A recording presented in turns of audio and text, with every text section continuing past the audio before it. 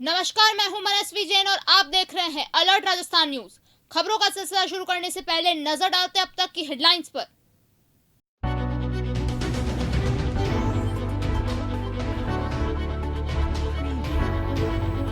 कानोड़ नगर पालिका अध्यक्ष प्रति 27,000 की रिश्वत लेते पकड़ा। उपाध्यक्ष को भी 40,000 की डिमांड करते एसीबी ने दबोचा।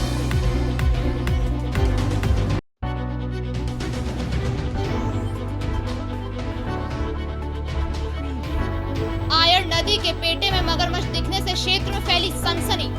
लोगों ने वीडियो बनाकर सोशल मीडिया पर किया वायरल। रेस्क्यू कर निकाला जाएगा बाहर।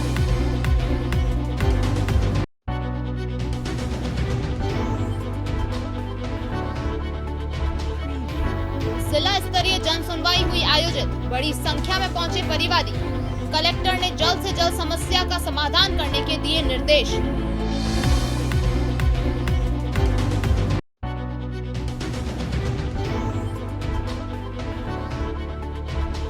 वर्ल्ड म्यूजिकल फेस्टिवल का छठा संस्करण शुक्रवार से शुरू।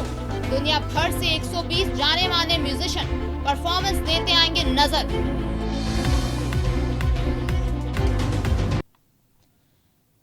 अब खबरें विस्तार से।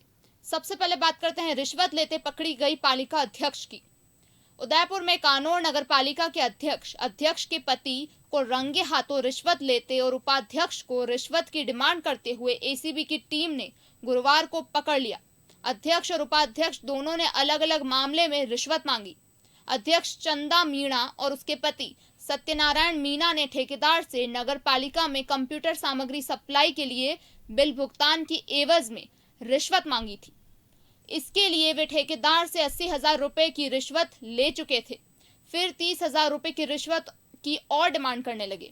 शिकायत पर अजमेर एसीबी की टीम ने इन्हें रंगे हाथों 27,000 रुपए की रिश्वत लेते पकड़ लिया। जानकारी के अनुसार नगर पालिका कानोड़ में अध्यक्ष ने लैपटॉप, फोटो स्टेट मशीन और प्रिंटर आदि सामग्री की सप्लाई के बिल कुछ माह से रोके हुए थे।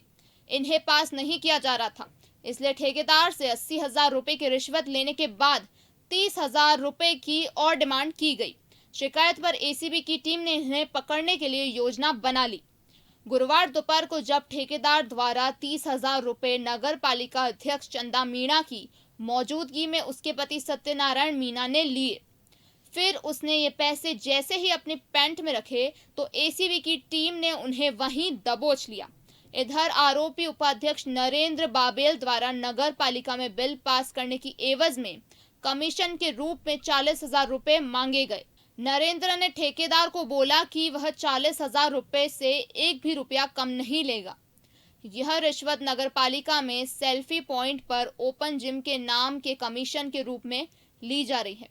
यह कार्रवाई पुलिस उप महानिरीक्षक समीर कुमार सिंह और भ्रष्टाचार निरोधक bureau additional SP Rakesh Kumar Verma के निर्देश में की गई। एसीबी टीम के निरीक्षक मीरा बेनीवाल, हेड कांस्टेबल रामचंद्र, युवराज सिंह और कांस्टेबल गोविंद सहायक आदि शामिल थे। पुलिस इंस्पेक्टर नरेश चौहान ने बताया कि अध्यक्ष ने 80,000 रुपए पहले ही ले लिए थे और 30,000 रुपए की फिर से डिमांड करी। ऐसे में उसे 27,000 रुपए दे दिए गए, जो रंगे हाथों पकड़ते हुए उसके पति से बरामद किए गए। इसी क्रम में उपाध्यक्ष नरेंद्र बाबेल ने ओपन जिम और सेल्फी पॉइंट में अपने हिस्से में कमीशन की मांग की। उसने ठेकेदार को 40,000 रुपए से एक भी रुपया कम नहीं लेने की बात कही। भिलवाड़ा एसीबी ने वीडियो और उसके साथी को 24,000 रुपए की रिश्वत के साथ गिरफ्तार किया है। वीडियो ने यह रिश्वत ग्रामीणों से 5 पुश्तैनी पट्टे बनवाने के लिए ली थी। शिकायत मिलने के बाद से एसीबी की वीडियो पर नजर थी। फिलहाल एसीबी कार्रवाई कर रहे हैं। एसीबी एएसपी बृजराज सिंह ने बताया कि ग्राम पंचायत उखलिया गांव में रहने वाले हनुमान ने शिकायत दर्ज करवाई थी कि उसका बड़ा भाई और 4 अन्य ग्रामीण उखलिया ग्राम पंचायत से 5 पुश्तैनी पट्टे बनवाने जा रहे हैं। इसके लिए वहां कार्यरत वीडियो हरिशंकर ने उन्हें 24,000 रुपए की रिश्वत मांगी थी। एसीबी एएसपी बृजराज सिंह के निर्देश में सीआई नरसी लाल ने वीडियो को ट्रैप करने के लिए कार्रवाई शुरू कर दी। बुधवार को पार्थी ने हरिशंकर को उखलिया रोड स्थित रूपा हेली चौराहे पर रिश्वत लेते हुए रुपए देने के लिए बुलाया, जहां हरिशंकर अपने साथी रामकुमार के साथ पहुंचा। राजकुमार ने रिश्वत के रुपयों को अपनी जेब में रख लिया। इसके बाद एसीबी ने दोनों को रंगे हाथों पकड़ लिया। आरोपी श्री हरिशंकर ग्राम विकास अधिकारी ग्राम पंचायत उखलिया द्वारा 24,000 रुपये के रिश्वत के अपने सहयोगी राम कुमार को दिलाते हुए रंगे हाथों पकड़ा गया। परिवादी अनुमान के भाई एवं अन्य 5 के पुश्तैनी पट्टे जारी करने एवं उनकी रजिस्ट्री करवाने के एवज में 24,000 रुपये रिश्वत राशि की मांग की गई थी। रिश्वत राशि रूपाहिली चौराहे पर ली गई। दोनों आरोपियों को गिरफ्तार किया जाकर कार्रवाई जारी है। कार्रवाई नहीं है कि वो जो भी डॉक्यूमेंट्स थे वो ले लिए गए हैं वहाँ संबंधित पंचायत समिति से। भोपालपुरा चौकी के पास आयर नदी के पेटे में मगरमच्छ दिखने से क्षेत्र में फैली सनसनी। दरअसल गुरुवार को भोपालपुरा चौकी के पास बनी पुलिया खानपुर कॉलोनी की नदी में मगरमच्छ नजर आने से क्षेत्र में सनसनी फैल गई। पुलिया पर लोगों की भीड़ एकत्रित हो गई। लोगों की भीड़ जुटने से मगरमच्छ वापस नदी में चला गया। हालांकि कई लोगों ने मगरमच्छ के फोटो और वीडियो अपने मोबाइल में कैद कर लिए। मगरमच्छ सर्दी में पानी से बाहर आकर धूप का सेवन कर रहा था। जानकारी के अनुसार शुक्रवार को सिविल डिफेंस की टीम द्वारा मगरमच्छ का रेस्क्यू किया जाएगा। आपको बता दें कि इससे पूर्व गत 11 अक्टूबर को भी एक मगरमच्छ आयर सेवाश्रम जाने वाली छोटी पुलिया पर देखा गया, जिससे आसपास के लोगों में हड़कंप मच गया। वहीं आज फिर से मगरमच्छ नजर आने से आसपास के कॉलोनी वासी सहम गए। उदयपुर गोवर्धन विलास थाना पुलिस ने कार किराए पर लेकर चालक की हत्या कर शव को सुनसान जगह पर फेंकने के मामले में 2 आरोपियों को गिरफ्तार करते हुए एक बाल अपचारी को डिटेन किया है। जानकारी संजीव स्वामी ने बताया कि बिच्छीवाड़ा फलासिया निवासी हाफिज का शव बारापाल के निचला गोयरा के जंगलों में पड़ा मिला था। उसकी गोलियां मारकर हत्या की गई थी। पुलिस ने हत्या का मामला दर्ज कर जांच के आधार पर पहले 2 आरोपियों को गिरफ्तार किया था। उन्होंने बताया कि कार लूटने की नीयत से कार किराए पर ली गई थी और रास्ते में लघु शंका के बहाने चालक के सिर में गोली मारकर हत्या कर दी गई थी। मामले में पुलिस ने कार्रवाई करते हुए 2 और आरोपियों को बापर्दा गिरफ्तार कर लिया है। एक बाल अपचारी को डिटेन किया गया है। घटना में इस्तेमाल देसी पिस्टल भी पुलिस ने बरामद की है। पुलिस मामले में अग्रिम जांच कर रही है। मामले में थाना अधिकारी Sanjeev Swami, head constable Hitesh Singh, Ganesh Singh, constable Dinesh Singh आदि की महत्वपूर्ण भूमिका रही। उदयपुर जिला स्तरीय जन सुनवाई गुरुवार को जिला कलेक्टर ताराचंद मीना की अध्यक्षता में DOIT संपर्क केंद्र में आयोजित हुई। इस मौके पर मुख्य सचिव व जिला प्रभारी सचिव भी वीडियो कॉन्फ्रेंस के माध्यम से जन सुनवाई से जुड़े रहे। कलेक्टर ताराचंद मीना ने सभी जिला स्तरीय अधिकारियों को निर्देश दिए थे कि राज्य सरकार की मंशा के अनुरूप जन सुनवाई में आने वाली परिवेदनाओं का मौके पर ही निस्तारण कर लोगों को राहत प्रदान करें। इसी को लेकर आज सभी अधिकारी ध्यान से परिवादनाओं को सुनते और लोगों की समस्या का समाधान करते देखे गए। जिला स्तर से सभी जिला स्तरीय अधिक जन सुनवाई में मौजूद रहे, वही उपखंड स्तर के अधिकारी VC के माध्यम से जुड़े रहे। इस दौरान बड़ी संख्या में परिवादी पहुंचे। जन सुनवाई में पेयजल, विद्युत, स्वास्थ्य, नाली सफाई, खाद्य सुरक्षा, सामाजिक सुरक्षा, भूखंड पर कब्जा आदि कई विषयों से जुड़ी हुई समस्याओं से परिवादियों ने कलेक्टर को अवगत करवाया, जिस पर कलेक्टर ने अधिकारियों को समाधान करने के निर्देश दिए। और साथी सर्कल का विषय है जो हमारा वर्षों से यहाँ पे एक विवाद चल रहा है, जो अतिक्रमणियों को हटाने का विषय में। अतिक्रमणी अपना काम नहीं कर रहे हैं, बराबर अपना किराया कमा रहे हैं, अतिक्रमण नहीं हटा रहे हैं। और प्रशासन को सुप्रीम कोर्ट के ऑर्डर से लगा करके, यहाँ राज्य सरकार के ऑर्डर से लगा करके यहाँ तक हम लगातार बराबर अपनी एप्लीकेशन मूव करते जा रहे हैं जन सुनवाई के अंदर, जिसके विषय में हमने कलेक्टर साहब से आज कड़े शब्दों में मैंने ये बात कही है कि साहब आप बहुत अच्छे हैं, मगर आपके अधिकारी जो है निष्क्रिय अपने आप को काम नहीं करना चाहते हैं। इसलिए हम आपसे निवेदन करें कि हमारा काम करें। किस डिपार्टमेंट में, किस अधिकारी के? ये रेवेन्यू बोर्ड का मामला है, SDO के अंदर है। SDO गिरवा अधिकारी है, एक मैडम है, IAS मैडम है, वो बराबर हमारे को ध्यान देती नहीं है। तहसीलदार गिरवा भी हमारे को आपस में इधर से इधर लेटर को भिजवाया जा रहा है और वहाँ पे भ्रष्टाचार चल रहा है। और मैंने गांव नहुआ में कुछ ज़मीन ली थी और उसमें मैंने बैंक का रहन के लिए मैंने अप्लाई किया, वो अभी तक नहीं हुआ। 4 महीने हो गए चक्कर काट रहा हूँ और ये सारा काम मैंने कोर्ट के थ्रू करवाया है। और रेडियो से मैंने उनके सामने वाले के खिलाफ में ये स्टे भी लाया हूँ, लेकिन फिर भी वो नहीं मान रहे हैं और विपक्षी है लालू राम का परिवार। सर यहाँ तो पहली बार आया हूँ मैं। कितने साल से परेशान हो रहे हैं? सर मैं काफ़ी 5-10 साल हो गए मैंने केस लड़ते लड़ते, और अभी मैंने 6 महीने पहले रेडियो से भी ये सारा कार्य करवाया मैंने, लेकिन फिर भी ये पुलिस वाले और ये मेरा कोई सहायता नहीं कर रहे हैं। बांसवाड़ा जिले में पहली बार एक महिला क्रिकेट टूर्नामेंट होने जा रहा है। इसके आयोजन का जिम्मा अग्रवाल समाज की महिलाओं के द्वारा उठाया गया। इसकी जानकारी गुरुवार को खांदू कॉलोनी स्थित अग्रवाल समाज की अग्रसेन वाटिका में समाज की महिलाओं द्वारा दी गई।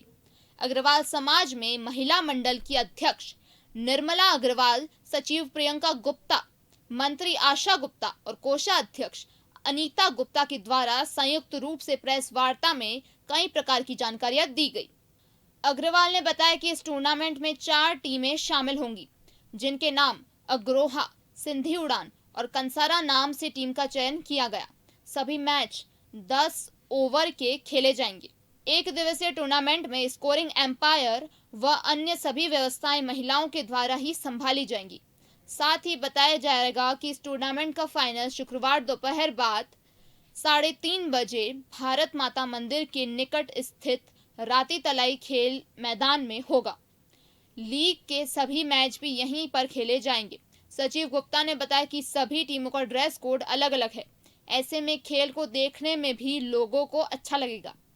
यह पहला सीजन है और आने वाले 4 माह बाद भी इसी खेल का दूसरा संस्करण बांसवाड़ा में होगा। दूसरे संस्करण यानी दूसरे सीजन में 1 दर्जन टीमें शामिल होंगी। राजस्थान के सबसे बड़े संगीत कार्यक्रम Vedanta Udaipur world musical festival का 6ठा संस्करण कल से शुरू हो रहा है। शहर द्वारा तैयार की गई अवधारणा और निर्मित यह महोत्सव आपके लिए राजस्थान पर्यटन की पेशकश है। इसमें दुनिया भर के 120 जाने माने म्यूजिशियंस परफॉर्मेंस देते नजर आएंगे। इस साल की संगीतमय साझेदारी का लक्ष्य भुला दिया गया है और सारंगी जैसे वाद्य यंत्रों को पुनर्जीवित करना है और स्थानीय कलाकारों को अपना टैलेंट दिखाने के लिए एक अंतर्राष्ट्रीय मंच उपलब्ध करवाना है। महोत्सव के पहले दिन कई प्रसिद्ध कलाकारों के साथ सारंगी का प्रदर्शन होगा। लोक परंपरा को और आगे ले जाते हुए जसलीन ओलख, परवाज, अपको राव जैसे प्रसिद्ध गायक अपनी लोकप्रिय लैटिन धुनों के साथ और पापोन अपने अलग अलग जोनर के साथ गीतों की प्रस्तुति देंगे।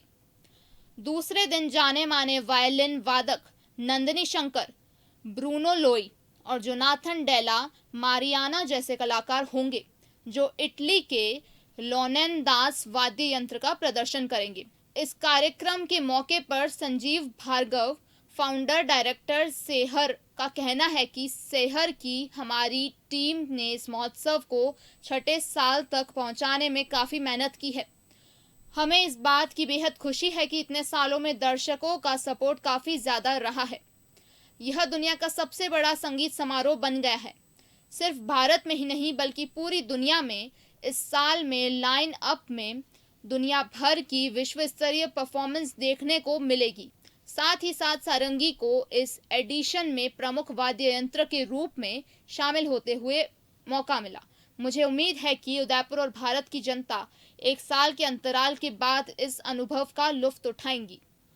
जिलों की नगरी उदयपुर में 17 से 18 दिसंबर को आयोजित हो रहे भारतीय जैन संगठन के राष्ट्रीय अधिवेशन की तैयारियों को जोरों शोरों से अंतिम रूप दिया जा रहा है। भारतीय जैन संगठन के राष्ट्रीय अध्यक्ष राजेंद्र लुंकड़ ने प्रेस वार्ता में बताया कि बीजेएस एक संगठन नहीं वरन विचारधारा है। 37 वर्षों के बाद अपने इतिहास में मुख्य रूप से आपदा प्रबंधन, सामाजिक विकास और शैक्षणिक कार्यों से संबंध में राष्ट्रीय स्तर पर कार्य किए हैं। संगठन का मुख्य आधार कार्यकर्ताओं का विशाल नेटवर्क है। इस संस्था में 1 लाख से अधिक कार्यकर्ता एवं 500 से अधिक विशेष प्रोफेशनल व कर्मचारी पूना स्थित कार्यालय में कार्यरत हैं। बीजेएस प्रदेशाध्यक्ष राजकुमार फत्तावत ने बताया कि अधिवेशन की संपूर्ण तैयारियां अंतिम चरण में है। अधिवेशन स्थल 100 फीट रोड स्थित ओकेजन गार्डन में 40,000 स्क्वायर फीट का विशाल डोम का कार्य प्रारंभ हो चुका है, जिसमें 3200 प्रतिनिधियों के बैठने की व्यवस्था की जा रही है। साथ ही 50,000 स्क्वायर फीट का भोजन पांडाल भी तैयार किया जा रहा है। सभी कार्यों को पूर्ण करने के लिए बनाएगी 15 समितियां अपने अपने कार्यों में रात दिन जुटा रही हैं। बाहर से आने वाले प्रतिनिधियों के लिए आसपास के 2 किलोमीटर के क्षेत्र में होटलों में 900 कमरे आरक्षित किए गए हैं, जिसमें सर्दी से बचाव के लिए विशेष इंतजाम किए गए हैं। सभी प्रतिनिधियों को एयरपोर्ट, रेलवे स्टेशन तथा बस स्टेशन से लाने के लिए विशेष व्यवस्था की गई है। संस्कार के माध्यम से, सेवा के माध्यम से राष्ट्र निर्माण के अंदर एक पॉजिटिव भूमिका अदा करने वाले भारतीय जैन संगठन का राष्ट्रीय अधिवेशन आगामी 17 और 18 दिसंबर को झीलों की नगरी उदयपुर में आयोजित है। आने वाले 2 वर्षों में किस तरीके से जैन समाज के माध्यम से राष्ट्र निर्माण के अंदर एक सशक्त भूमिका अदा की जा सकती है, पानी के जल संवर्धन के क्षेत्र में मूल्यवर्धन शिक्षा के माध्यम से समाज को सशक्त बनाने के नजरिए से, इन सारे विषयों पर विचार मंथन करने के लिए हमारे ऑर्गेनाइजेशन के फाउंडर परम आदरणीय शांतिलाल जी मूथा की लीडरशिप और राजकुमार जी फतावत के मार्गदर्शन में ये पूरा 2 दिन का अधिवेशन, जहाँ पर परम आदरणीय गजेंद्र सिंह जी साहब शेखावत जो जल शक्ति मंत्री है, उनके नियोजन में, उनके गाइडेंस में, उनके मार्गदर्शन में ये पूरा जल का काम जो 100 जिलों में यहाँ से आगे होने वाला है, ये सारे काम की योजना समाज के सामने रखी जाएगी। छात्र नेता हिमांशु चौबीसा और ऋतिक गुजराती नागदा के नेतृत्व में गिरजा शंकर मेहता बार एसोसिएशन के अध्यक्ष उदयपुर कोर्ट में जाकर ज्ञापन दिया। ज्ञापन देने के बाद हिमांशु चौबीसा ने संवाददाता से बात करते हुए कहा कि मोहनलाल सुखाड़िया विश्वविद्यालय में शहर ही नहीं बल्कि दूर गांव से भी विद्यार्थी पढ़ाई करने के लिए आते हैं और सभी के पास निजी वाहन न होने के कारण प्राइवेट साधनों के आवागमन करते हैं। इस महंगाई के दौर में प्राइवेट साधनों द्वारा छात्र छात्राओं से अधिक किराया वसूला जाता है और प्रशासन की नजरअंदाजी के कारण उन्हें मजबूरी में वह भुगतान करना पड़ता है। छात्र जो होता है वह देश का भविष्य है। उन्हीं छात्रों को अपनी पढ़ाई के दौरान आवागमन के साधनों में परेशानी हो रही है। इसी के अंतर्गत हिमांशु चौबीसा बार एसोसिएशन अध्यक्ष उदयपुर श्रीमान गिरजा शंकर मेहता को ज्ञापन देकर समर्थन की मांग करी और उनको बताया कि विश्वविद्यालय में विधि महाविद्यालय भी संचालित हैं और विधि महाविद्यालय में भी दूर गांवों से विद्यार्थी पढ़ाई करने आते हैं। इसके अतिरिक्त विवि में विद्यार्थी जिला कोर्ट में भी अभ्यास करने के लिए आते हैं और सिटी बस न होने के कारण प्राइवेट साधनों से आना जाना पड़ता है। उनसे भी अधिक किराया वसूला जाता है। अतः सिटी बस चालू करने के बारे में बार एसोसिएशन भी सहायता करे ताकि सिटी बस विवि तक सिटी बस जल्द शुरू की जाए। इन सभी बातों को सुनकर बार एसोसिएशन अध्यक्ष श्री गिरजा शंकर मेहता ने आश्वासन दिया कि वो भी इस मुहिम में अपना योगदान देंगे। अपनी तरफ से नगर निगम, महापौर और जिला कलेक्टर को पत्र लिखेंगे और जल्द से जल्द विवि तक सिटी बस चालू की जाएगी। संवाददाता से बातचीत के दौरान हिमांशु चौबीसा ने बताया कि सरकार बनाने में विद्यार्थियों का भी योगदान होता है। वह अपना अमूल्य वोट देकर सरकार पर विश्वास जताते हैं कि सरकार उनका भविष्य उज्जवल करेगी, परंतु सरकार छात्रों से भेदभाव कर रही है। हिमांशु चौबीसा ने कहा कि अगर सिटी बस विश्वविद्यालय तक चालू नहीं की जाई तो उग्र आंदोलन करेंगे। राजस्थानी भाषा को मान्यता प्रदान करने के लिए राजस्थानी युवा समिति का हेलो मायड़ भाषा रो कार्यक्रम का आयोजन 18 दिसंबर शाम 4:30 बजे से मोहनलाल सुखाड़िया यूनिवर्सिटी में खुले रंगमंच पर होगा। समिति के राष्ट्रीय अध्यक्ष अरुण राज पुरोहित ने गुरुवार को पत्रकार वार्ता में बताया कि युवाओं को राजस्थानी भाषा की मान्यता के लिए आंदोलन से जोड़ने के लिए जन आंदोलन बनाने के लिए राजस्थानी युवा समिति के अंदर घूम घूम कर शहलो मायड़ भाषा रो कार्यक्रम का आयोजन कर रही है। इस कार्यक्रम के मार्फत राजस्थानी भाषा की मान्यता का महत्व युवाओं तक पहुंचाने की कोशिश की जा रही है। समिति के उपाध्यक्ष प्रवीण मकवाणा ने बताया कि राजस्थानी युवा समिति पूरे प्रदेश में राजस्थानी भाषा की मान्यता हेतु जागरूकता की मुहिम चला रही है। इसमें राज्य के सभी जिलों एवं संभाग की युवा शक्ति को इस अभियान से जोड़ने का काम कर रही है। राजस्थानी युवा समिति के उदयपुर कार्यक्रम की व्यवस्था उदयपुर कार्यकारिणी द्वारा संभाली जा रही है, जिसमें रणवीर सिंह, राजेंद्र सिंह चुंडावत, जगदीश रावल, राम एवं अन्य सदस्य शामिल हैं। समिति के संस्थापक हिमांशु शर्मा ने बताया कि राजस्थानी भाषा की मान्यता हेतु चल रहे निरंतर प्रयासों में ये मेवाड़ में सबसे बड़ा आयोजन होने जा रहा है, जहां कला एवं साहित्य जगत के लोग एक साथ एक मंच पर प्रदेश भर से भाषा की मान्यता के मुद्दे पर आकर अपनी बात रखेंगे।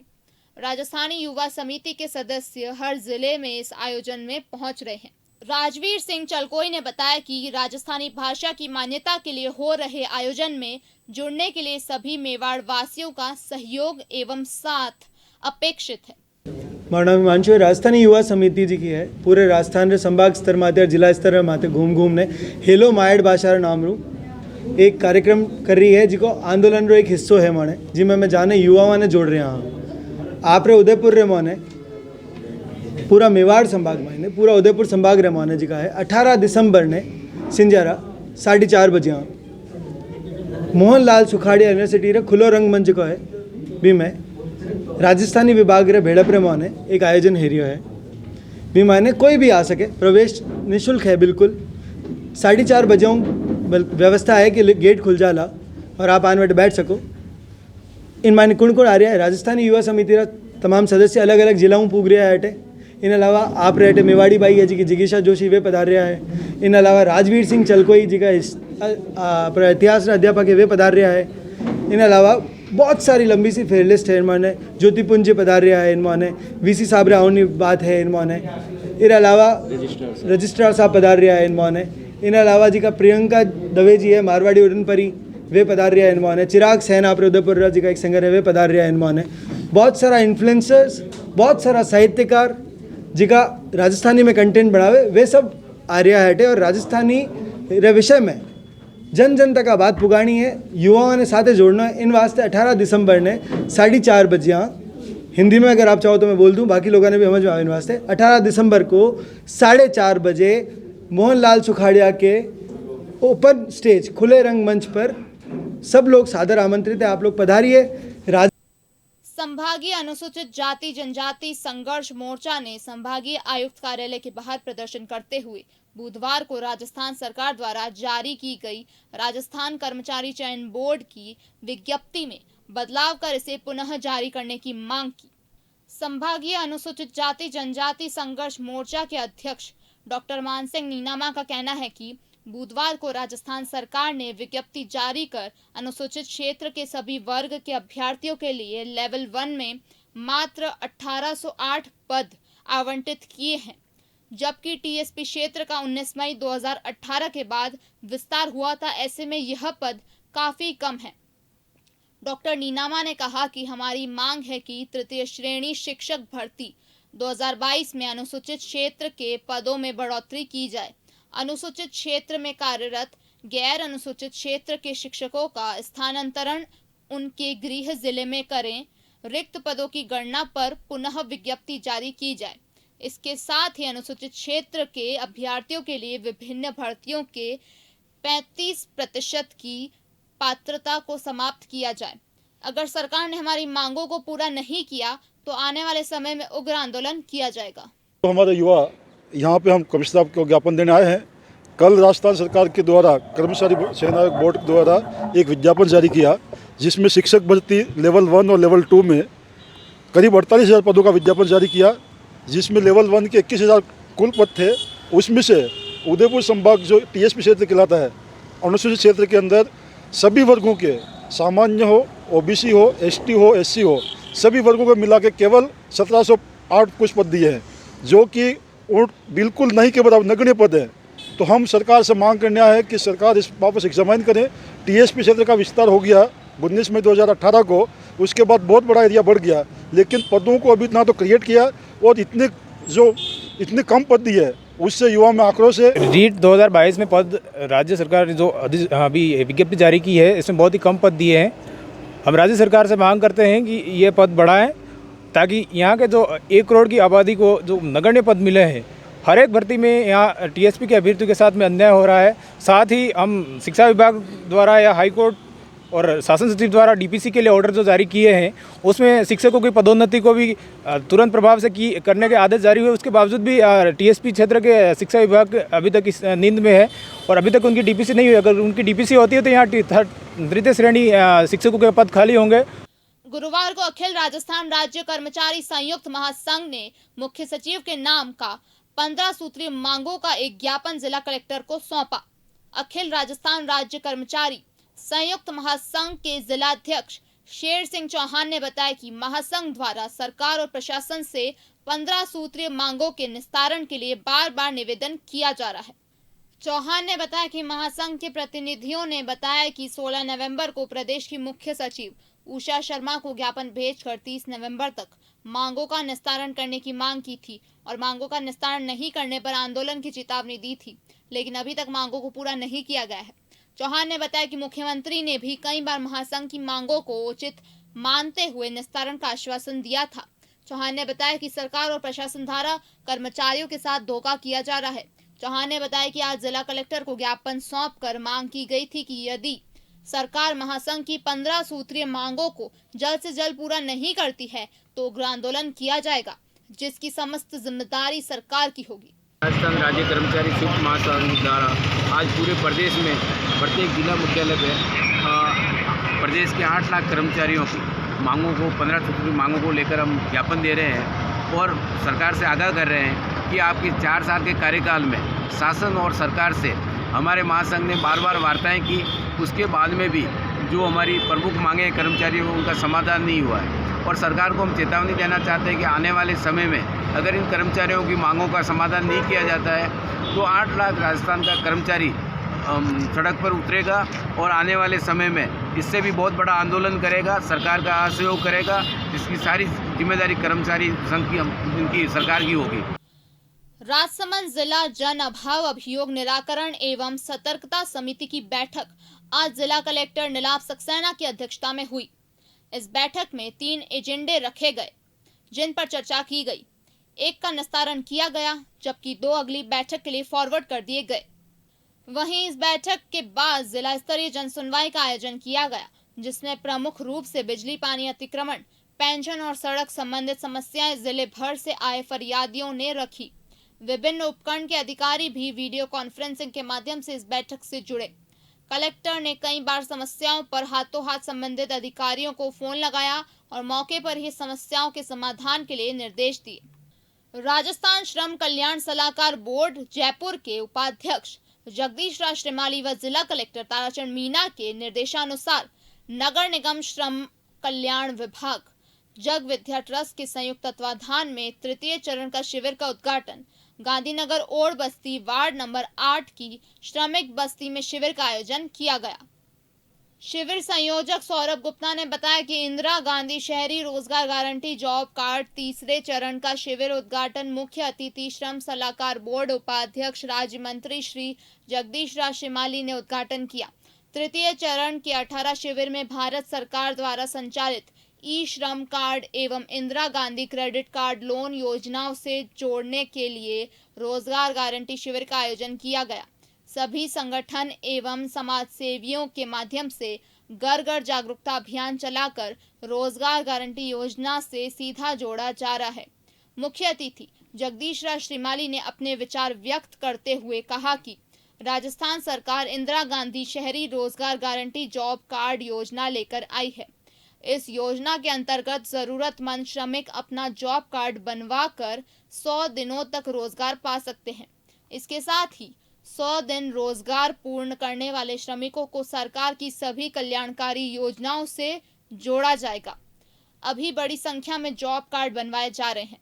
उदयपुर नगर निगम जिला कलेक्टर ताराचंद जी मीणा और राजस्थान श्रम सलाहकार मंडल के तत्वाधान में आयोजित आज गांधीनगर कच्ची बस्ती में श्रम शिविर का आयोजन किया गया, जिसमें इंदिरा गांधी गारंटी योजना और ई श्रम कार्ड का पंजीयन किया जा रहा है। इससे ज़्यादा लोगों में उत्साह और भागीदारी है और लोग इससे जुड़ रहे हैं और आने वाले समय में उनको रोजगार उनके मोहल्ले में और उनके क्षेत्र में देने की हमारे जो राजस्थान के यशस्वी मुख्यमंत्री अशोक जी गहलोत की जो मंशा है, उसके लिए हमने पहले चरण में शिविर आयोजित किए थे, अब दूसरे चरण में कर रहे हैं, फिर आने वाले समय में तीसरा चरण करके पूरे नगर निगम के सभी वार्डों में हम जाकर मजदूरों को रोजगार देंगे।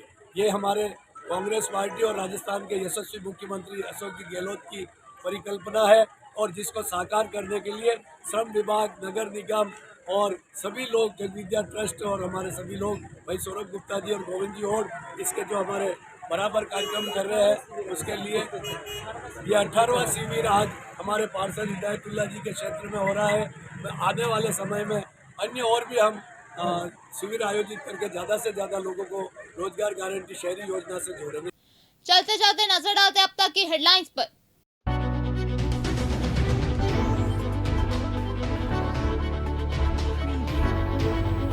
कानोड़ नगर पालिका अध्यक्ष प्रति 27,000 की रिश्वत लेते पकड़ा। उपाध्यक्ष को भी 40,000 की डिमांड करते एसीबी ने दबोचा।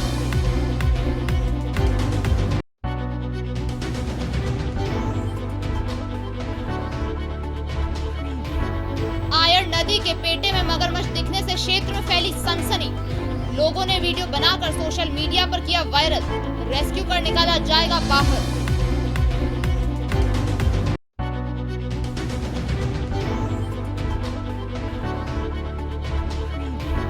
जिला स्तरीय जन सुनवाई हुई आयोजित। बड़ी संख्या में पहुंचे परिवादी। कलेक्टर ने जल्द से जल्द समस्या का समाधान करने के दिए निर्देश।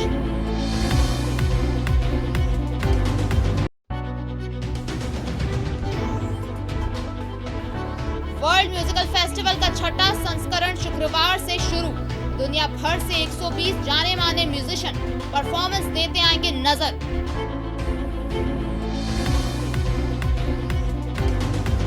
तो दीजिए इजाजत मनस्वी जैन को और खबरों के लिए देखते रहिए अलर्ट राजस्थान न्यूज।